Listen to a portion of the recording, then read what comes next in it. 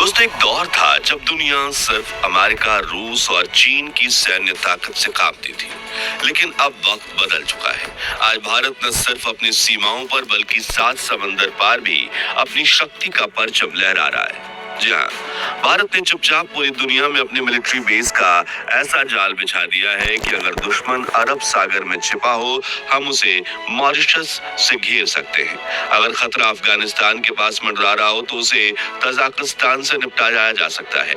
और अगर पाकिस्तान कश्मीर की सरहद पर हमले की तैयारी कर रहा है तो इंडियन आर्मी पीछे से आकर उसका काम तमाम कर सकती है। आज भारतीय सेना का नाम दुनिया की टॉप 5 सबसे ताकतवर सेनाओं में शामिल है। मेक इन इंडिया से बने हथियार अब एक्सपोर्ट भी किए जा रहे हैं और भारत अब सिर्फ डिफेंस नहीं बल्कि स्ट्रेटेजिकली ऑफेंसिव सोच के साथ आगे बढ़ रहा है। भारतीय सेना ने दुनिया भर में मिलिट्री बेस फैला रखे हैं, वो भी ऐसी सीक्रेट और स्ट्रेटेजिक लोकेशंस पर जिनकी दुश्मन को भनक तक नहीं है। लेकिन सवाल ये उठता है कि दूसरे देश भारत को अपनी यहाँ मिलिट्री बेस बनाने की इजाजत क्यों देते हैं, और इस वक्त भारतीय सेना के पास वो कौन कौन से ओवरसीज मिलिट्री बेस हैं जिनके नाम से ही दुश्मन कांप उठते हैं। जानेंगे इस वीडियो में पूरी कहानी। लेकिन उससे पहले अगर आपको भी भारतीय सेना पर गर्व है तो वीडियो को लाइक करने के साथ साथ कमेंट बॉक्स में जय हिंद जरूर लिखें। आइए सबसे पहले जानते हैं कि मिलिट्री बेस यानी सैन्य अड्डा आखिर होता क्या है। तो ये किसी देश का वो ठिकाना होता है जो किसी अन्य देश की जमीन पर बनाया गया हो। ये जगह हथियारों से भरी होती है। यहाँ पर फाइटर जेट्स तैनात होते हैं, युद्धपोत और मिसाइल्स का जखीरा होता है और जासूसी ड्रोन से लेकर रडार तक हर वो तकनीक मौजूद होती है जो युद्ध के वक्त किसी देश को आगे रखती है। लेकिन मिलिट्री बेस की असली ताकत सिर्फ हथियार में नहीं बल्कि उसकी मौजूदगी के असर में होती है, क्योंकि जब आपका बेस किसी और देश की धरती पर होता है तो आप दुश्मन को ये साफ संकेत देते हैं कि अगर तुमने हमारी तरफ आंख उठाई तो जवाब देने में हम देर नहीं करेंगे। मिलिट्री बेस को आप किसी देश की आंख, कान और हाथ कह सकते हैं। यहीं से दुश्मन की हर हलचल पर नजर रखी जाती है, यहीं से आदेश निकलते हैं और यहीं से मिसाइल लॉन्चर्स के उस बटन को दबाया जाता है जो हजारों किलोमीटर दूर हमला करके दुश्मन को ढेर करने की ताकत रखता है। वैसे तो चीन, अमेरिका और रूस जैसे देश पूरी दुनिया में अपने बेस बनाकर ये गेम सालों से खेलते आ रहे हैं, लेकिन पिछले कुछ सालों में भारत ने भी अपनी सेना को सरहद के भीतर रखने के बजाय दुनिया में फैलाने के लिए कई मिलिट्री बेस अपने नाम किए हैं। पिछले कुछ सालों में भारत ने अपनी कूटनीति के दम पर दुनिया भर में अपने सैन्य अड्डों का जाल बिछाया है। अब कहीं ये बेस दोस्ती के नाम पर है तो कहीं दुश्मन को काबू रखने के लिए। मगर किसी भी देश में मिलिट्री बेस बनाने की परमिशन लेना उतना आसान नहीं होता। कोई भी देश अब की सेना को अपनी सरजमी पर रहने की इजाजत तभी देना चाहेगा जब उसका भी कोई फायदा हो, पर चाहे वो आर्थिक सहायता देना हो, युद्ध की स्थिति में मिलिट्री इक्विपमेंट्स इस्तेमाल करने की परमिशन देना हो, उस देश की सुरक्षा का ख्याल रखना हो या फिर ग्लोबल डिप्लोमेसी में सपोर्ट। अब वैसे तो अमेरिका ने कई देशों पर दबाव डालकर उनके इलाकों में कब्जा किया और चीन ने कर्जे के बोझ तले दबाकर, लेकिन भारत ऐसी विदेश नीति नहीं अपनाता। हमने दोस्ती के दम पर दुनिया भर में अपने मिलिट्री नेटवर्क को फैलाया। तो चलिए जानते हैं भारत के उन सीक्रेट मिलिट्री बेसेस के बारे में जिनकी वजह से भारत की गूंज सात समंदर पार भी सुनाई देती है। फारखोर एयरबेस तजाकिस्तान, जो भारत का पहला और सबसे स्ट्रेटेजिक ओवरसीज मिलिट्री बेस है, जो अफगानिस्तान की सीमा से कुछ ही किलोमीटर की दूरी पर स्थित है। यही वजह है कि जहां से भारत अपने दुश्मनों को उनकी सरहद की सीमा में घुसकर जवाब देने की ताकत रखता है। इस एयरबेस की शुरुआत 1990 के दशक में हुई थी, जब पाकिस्तान, अफगानिस्तान, तालिबान का आतंक बढ़ रहा था और भारत को एक ऐसा पॉइंट चाहिए था जहां से वो अफगानिस्तान के हालात पर नजर रख सके और जरूरत पड़ने पर एक्शन भी ले सके। इस एयरबेस का इस्तेमाल भारत के great Indian spy Ajit Doval और उनकी टीम ने किया था जब उन्होंने पाकिस्तान की न्यूक्लियर फैसिलिटी का पता लगाया था। यहीं से इजराइल के साथ मिलकर कुछ सीक्रेट मिशन किए थे। उनकी डिटेल्स आज भी क्लासिफाइड है। आज इस एयरबेस पर भारतीय एयरफोर्स के special commando unit, surveillance drone और एयर स्ट्राइक टीम की ट्रेनिंग होती है। अफगानिस्तान, पाकिस्तान और चीन तीनों की सीमा के करीब स्थित ये बेस भारत के लिए एक ट्रम्प कार्ड की तरह काम करता है। अगर कल को चीन गलवान की गलती दोहराता है या पाकिस्तान फिर से आतंक फैलाने की कोशिश करता है तो भारत इस बेस से सीधे पीछे से हमला कर सकता है। यानी दुश्मन सोचता रहेगा कि खतरा सीमा से है, लेकिन फारखूर से आने वाली तबाही उसकी स्ट्रेटजी ही खत्म कर देगी।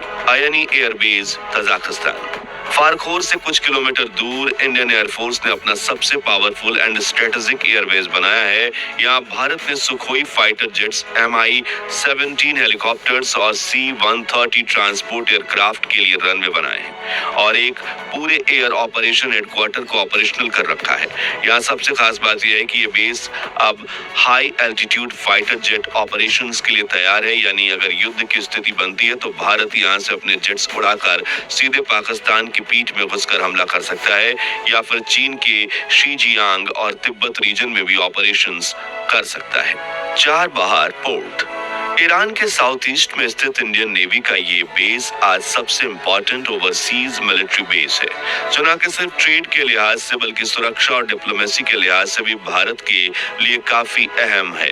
और सबसे खास बात यह है कि ये पाकिस्तान में चीन के ग्वादर पोर्ट के बेहद करीब है।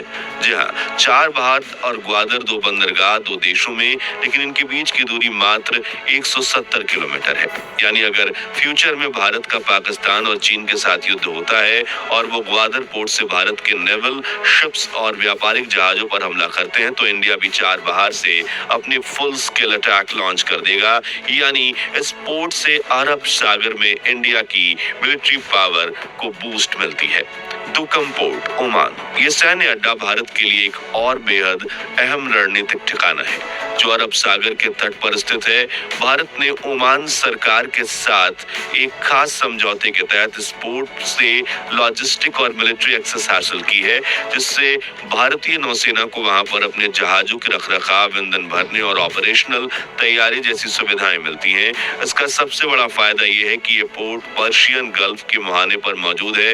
यानी अगर कभी स्ट्रेट ऑफ हॉर्मूज में कोई तनाव या युद्ध जैसी स्थिति बनती है तो भारतीय नौसेना के पास से ही तेजी से रिएक्ट करने की ताकत मिलती है। यही नहीं, चीन की बढ़ता नेवल एक्टिविटी और ग्वादर पोर्ट जैसे प्रोजेक्ट्स के मुकाबले में दुक्कम पोर्ट भारत के लिए कॉन्ट्रैक्ट पॉइंट है और कंट्रोल पॉइंट भी है, जो भारत को मिडिल एशिया, अफ्रीका और वेस्ट एशिया में अपने सैन्य और व्यापारिक पहुंच बनाए रखने में जबरदस्त मदद करता है।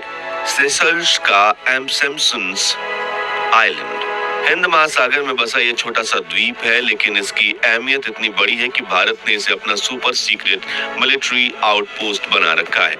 इंडियन और सेशल्स गवर्नमेंट के बीच हुए डिफेंस एग्रीमेंट के तहत भारत ने यहाँ की कोस्टल रडार स्टेशन स्थापित किया, जो पूरे हिंद महासागर क्षेत्र पर नजर रखता है, खासकर चीन की नेवी मूवमेंट पर। लेकिन भारत का प्लान सिर्फ यहाँ तक सीमित नहीं है।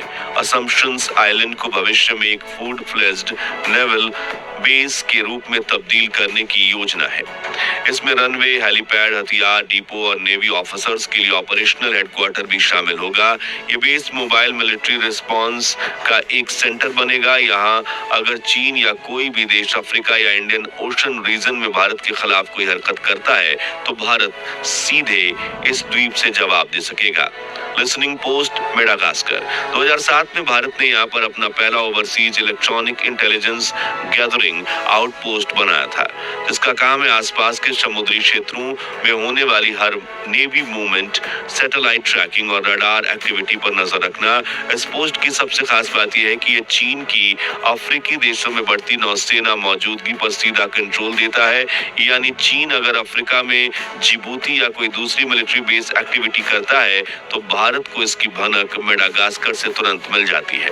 Indian airfield Mauritius. हिंद महासागर में स्थित छोटा सा लेकिन most important island Mauritius Bharat के लिए सिर्फ एक दोस्ताना देश नहीं बल्कि एक स्ट्रेटेजिक जेम है। भारत ने यहाँ एक ऐसा एयरफील्ड बनाया है जो लगभग 3000 मीटर लंबा रनवे रखता है। यानी यहाँ से बड़े फाइटर जेट्स और मिलिट्री कार्गो विमान आसानी से उड़ान भर सकते हैं। एयरफील्ड मॉरिशस के अलावा द्वीप पर स्थित है और इसे भारत ने न सिर्फ सिर्फ एयरफोर्स ऑपरेशंस के लिए बल्कि नौसेना की निगरानी और लॉजिस्टिक सपोर्ट के लिए रखा है। इस रनवे की मदद से भारत अफ्रीका के east coast, south Indian ocean और यहाँ तक कि ऑस्ट्रेलिया के कुछ हिस्सों तक भी अपनी सैन्य पहुंच तेजी से बढ़ा सकता है। भारत का यह कदम चीन की स्ट्रिंग ऑफ पेरिस रणनीति के जवाब में नेकलेस ऑफ डायमंड्स पॉलिसी का हिस्सा माना जाता है, जिसके जरिए भारत ने समुद्र में अपनी सुरक्षा का माला बुनना शुरू कर दिया है और मॉरिशस उसमें एक बेहद अहम मोती है। मटाला राजपक्ष इंटरनेशनल एयरपोर्ट श्रीलंका।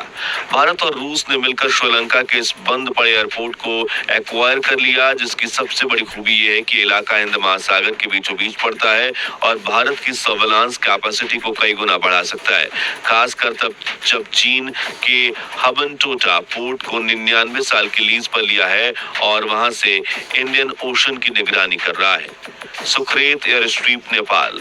हमारे पड़ोसी नेपाल के पश्चिमी इलाके में मौजूद सुरखेत एयर स्ट्रिप को भारत ने एक रणनीतिक एयरफोर्स सपोर्ट पॉइंट की तरह विकसित किया है। इस जगह से भारत इमरजेंसी सिचुएशन में तेजी से सैनिक राहत सामग्री और एयर ऑपरेशंस अंजाम दे सकता है। Indian military training team Bhutan. ये भारत की सबसे पुरानी और प्रभावशाली तैनात सैन्य इकाइयों में से एक है। यहाँ भारतीय सेना भूटानी सैनिकों को ट्रेनिंग, रणनीतिक सलाह और टेक्निकल गाइडेंस देती है, जिससे न सिर्फ भूटान की सैन्य ताकत मजबूत होती है बल्कि भारत की हिमालयी सुरक्षा दीवार भी अडिग रहती है। Changi naval base Singapore.